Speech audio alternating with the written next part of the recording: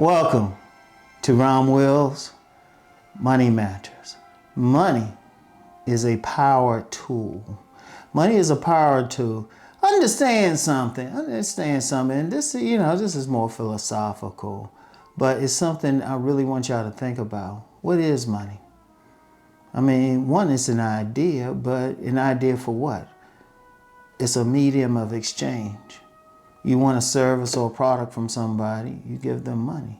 But it also affects where you live. It affects where you could probably send your children to school. It affects how much, what kind of food you can eat, the quality of food. It affects how you travel. It's a tool. That's it. Like a lot of people say they want $1 million. Okay, fine. What are you going to do with that tool? Are you going to educate yourself better? Are you going to live a better life? Are you going to use your money to empower different spiritual institutions or other institutions? Are you going to use it to make someone better? Or are you going to spend it selfishly on yourself? All of those are correct answers. It depends on what you want to do with it. But the thing is to understand it's a tool to do something. It's a tool for power. You know, most people don't grow their own food. You need to eat. You can exchange the money that you have for the quality of food that you want, you know? And unfortunately, some people, they might not have as much money, so they might not can eat the same quality. And then if they were to get sick, that money is a tool in order to help you get well. You can get a certain level of medical care. Unfortunately, all medical care isn't equal. The level of all the healers, doctors, whoever isn't equal. But with money, you can get the best. Or it does affect what you can do. It affects where you will send your children to school. It affects where you live. It affects the quality of your life. You know, money isn't everything, but it's up there with oxygen. But it's still a tool. See, one mistake many might make is treating it as a tool to just simply, I don't know, just for its own sake. I have to make money. Okay, for what? Do you need money for that? What are you going to do with that money once you make it? Now, I know from my own point of view, money is about living the life I want. My life is about being sovereign. What am I going to do with that money? I'm going to live where I want to live in a place of peace, but then, you know, be able to travel, be able to be in environments where I want to be around the people in those environments, you know, because it's not just itself. Indeed, just to let you know, it's something to be used in such a way. There are people out here who make a lot of money, but they don't use it for anything. They just sit back on it, and you know, people have different opinions on that, but they don't really use it. And what I mean use it, not just be a consumer. And even that's some power in that. I'll get into the power in being a consumer right there. But it's, you know, it's just using it just to live the existence you want to live. And now the consumer thing, let me really talk about that. You know, you have people who are primarily consumers and they think, I don't have any power. You got all the power in the world. You can boycott a business. If they're not behaving or not doing the things you want, you have the power not to give your money to them. You can influence what they do because all these businesses need customers. But you get a critical mass of customers in any business, they go out of business. Hence why you have a lot of retail stores, department stores, restaurants are technically retail. People not eating there anymore. What happens? They go out of business. So the consumer, through the money, even has power because it's not so much the consumer, but the consumer's money, how you spend that money.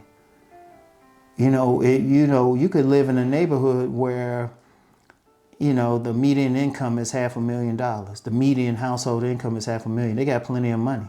And you can have a business that moves into that neighborhood. But that business, no matter what they selling, has some power, but not ultimate power because the consumers can say, well, yeah, but we don't want your product. How long does this business stay in? So even when you talk about groups of people being consumers, they just got to know how to use their power and then they can get a change. Wow, that's deep, ain't it? But no, that's what you do. And Unfortunately, it influences some people. Like on my relationship channel, I always talk about, yeah, don't use it to get women. But let's be real, some women are influenced by it. Or even the behavior. Like you go into a restaurant, you can influence how the service you get by how much money you like tip. One good tip and they remember you. One good tip, they remember you. They go out their way to take care of you. But that's influencing their behavior. But then even that giving a big tip, like say you go in a restaurant and you don't give them a good tip, you come back, you still just not giving them money, influencing their behavior, but in a negative way. They'll say, okay, we're not going to rush this person, don't tip. We're going to just do the bare minimum. Whereas you influence their behavior in a positive way just by tipping well. Because then they go out their way, they give extra. They make sure you can't get rid of them. Like me, when I go to different restaurants, unless the service is just terrible, I always give good tips. I always give a little bit more than average. But I notice when they're used to my face, oh, I get such a great service. I mean, I've even had servers like give me discounts because they know I was such a good tipper. They'll go out their way. Like one server gave me a big discount because my food was really just a few minutes late. But she knew how well I tipped, so she was like, oh, hold up, we can't do this to him. You know, but what was that? That was a tool of power. So yes, you want to influence people's behavior with your money, how you spend your money, where you direct it. You know, unfortunately, a lot of people, consumers, they complain about, okay, like you get all this stuff, all these prices raised for different things, right?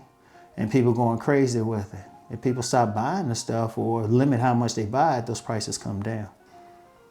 Like that actually happened with those rents when people were going crazy after the pandemic with raising these rents to crazy amounts.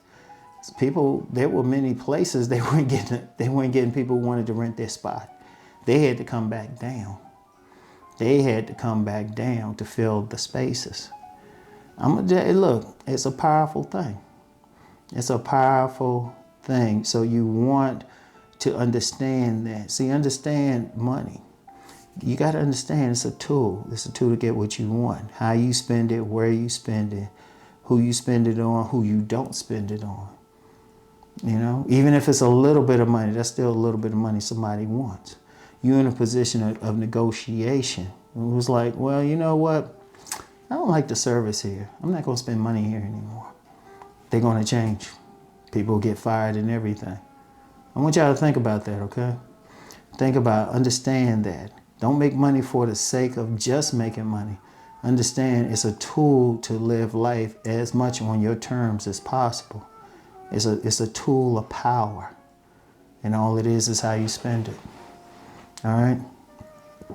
So I want y'all to really think about that. You know, understand it. What is it for? It's tool. Like people call it currency. Currency, it's a power. It's electricity. Spend it correctly. You have great power. All right? So anyway, that's all I have for today. Y'all know the deal. Let's go make that money.